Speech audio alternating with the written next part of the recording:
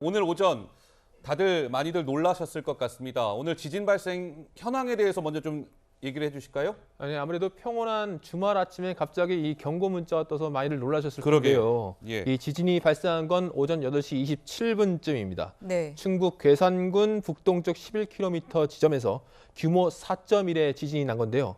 이번 지진은 올해 한반도에서 발생한 지진 중 가장 규모가 큽니다. 진앙은 북위 36.88도, 동경 127.89도입니다. 계기 진도는 충북에서 최대 5로 측정이 됐습니다. 이 계기 진도가 뭔지 알려드리면 이게 지진계 관측값으로 이게 산출하는 흔들림의 정도를 이야기하는데요. 네. 이 5는 대부분 사람들이 이제 진동이 이제 흔들린다 이렇게 느끼고 이 그릇이나 창문 등이 깨질 수가 있고요. 이 불안정하게 서 있는 물체는 떨어질 수 있는 그런 흔들림 정도입니다. 소방청은 지금까지 전국에서 지진이 느껴진다는 신고를 142건 접수했습니다. 일부 낙석 신고가 접수되긴 했는데 다행히 아직까지 인명피해나 재산피해 등은 접수된 게 없는 것으로 지금 파악이 되고 있습니다. 한국수력원자력 역시 이번 지진과 관련해 원전 영향은 없다 이렇게 밝혔고요. 영향이 없다 네. 이렇게 밝혔군요. 그리고 정상 작동 중이라고 지금 설명을 하고 있고요. 네. 코레일 같은 경우 진앙 지점 반경 50km 이내 열차들은 정차 또는 시속 30km 이하로 서행을 했고요. 현재는 정상 운행 중이라고 밝혔습니다. 윤석열 대통령은 모든 관계부처가 피해 여부를 조속히 파악하라고 지시했고요. 전기나 통신 등 사회 기반 시설의 이상 여부도 즉각 점검하고 국민에게 정보를 신속히 알릴 것을 당부했습니다. 한덕수 국무총리 역시 신속한 파악을 지시했습니다. 행정안전부는 중앙재난안전대책본부 1단계를 가동하고 현재 추가로 재산 피해라든지 인명피해가 있는지를 추가로 파악하고 있습니다. 네, 그렇다면 오늘 지진 어느 정도였는지 궁금하신 분들 많으실 텐데요. 혹시 당시에 영상을 가지고 계신 분들은 많은 제보를 부탁드립니다. 강신육 차장, 그렇다면 지진 당시 현장 상황 좀 알 수 있을까요? 네, 지진 당시 발생한 영상들을 많은 분들이 보내오셨고 SNS 같은 경우에도 지진을 느꼈다, 흔들림을 느꼈다 이렇게 글을 올리신 분들 상당히 많습니다. 네. 저희 제보창을 통해서도 많은 분들이 이제 영상을 보내주고 계시는데요. 네. 영상을 한번 보면서 설명을 좀 드리도록 하겠습니다. 이거 어딘가요? 네, 이게 지진이 발생 진앙 부근의 충북 괴산군의 한 주유소 영상인데요. 네. 지금 보면은 건물을 비추고 있는 CCTV가 심하게 흔들리는 모습을 볼 수 있습니다. 자, 이 주유소에 지금 현재 보시면은 지금 간판도 조금씩 흔들리고 있고 네. 이 전선이 흔들리는 모습을 좀 볼 수가 있습니다. 다음 영상을 한번 보시겠습니다.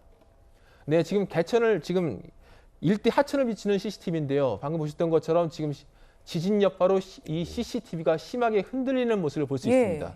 이 당시 지진 규모가 얼마나 컸는지 이걸 극명하게 보여주는 거라고 볼 수 있겠습니다. 자, 영상을 보니까 오늘 오전에 지진 상황이 좀 체감이 되는데요. 자, 근데 강 차장, 한반도 주역 그 해역에서는 규모 4.0 이상이 가끔 있었던 것 같은데 내륙에서 4.0 이상의 지진이 발생한 건 이게 얼마 만입니까? 아무래도 해역에서 발생하는 경우에는 같은 규모의 지진이나 하더라도 아무래도 거리가 멀다 보니까 육상에서 느껴지는 강도가 좀 다른데 내륙에서 발생하는 경우에는 바로 아래에서 발생을 하다 보니까 흔들림의 느낌이라든지 그런 것들이 좀 더 심해질 수가 있습니다. 2011년 이후로 보면요. 규모 4.0 이상의 지진인 지금까지 모두 17번 있었는데 네. 이 중 내륙에서 발생한 걸 저희가 확인해 보니 이번 괴산 지진을 포함해 모두 7번입니다. 이 내륙에서 규모 4.0 이상의 지진이 발생한 건 지난 2018년 2월에 경북 포항시 인근에서 발생한 규모 4.6 지진 이후 약 4년 만입니다.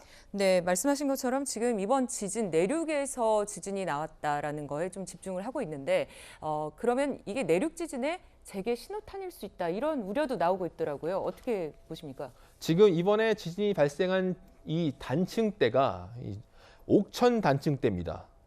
그동안 한반도는 지진에서 비교적 안전하다 이렇게 많이들 생각을 하셨는데 예. 근데 지난 2016년 9월에 경주 대지진이 있었고요. 이게 규모 5.8이었습니다. 네. 근데 2017년에는 포항 대지진 5.4가 발생하는 등 지금까지 계속 대규모 지진들이 조금씩 발생을 하고 있습니다. 네. 이 충북 괴산에서 발생한 이번 지진, 지금 말씀드린 것처럼 옥천 단층대에서 발생했는데요.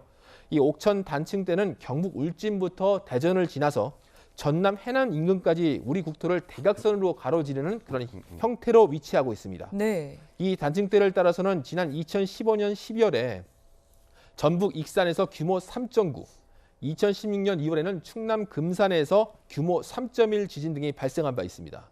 그래서 과거에 한국지질자원연구원이 이 단층대에서 규모 6.0 이상의 지진이 발생할 가능성이 있다. 이렇게 경고를 한 바도 있습니다.